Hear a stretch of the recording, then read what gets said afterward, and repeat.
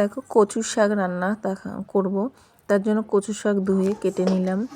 কেটে নিয়ে একটা কড়াই বসিয়ে দিয়েছি, তাতে তেল, জিরে আর শুকনো লঙ্কা ফোড়ন দিয়ে দিলাম।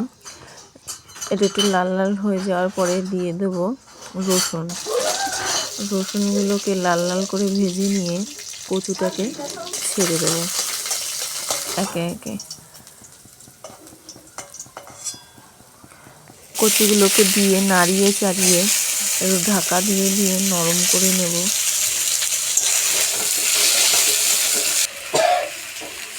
নাড়িয়ে নিচ্ছি।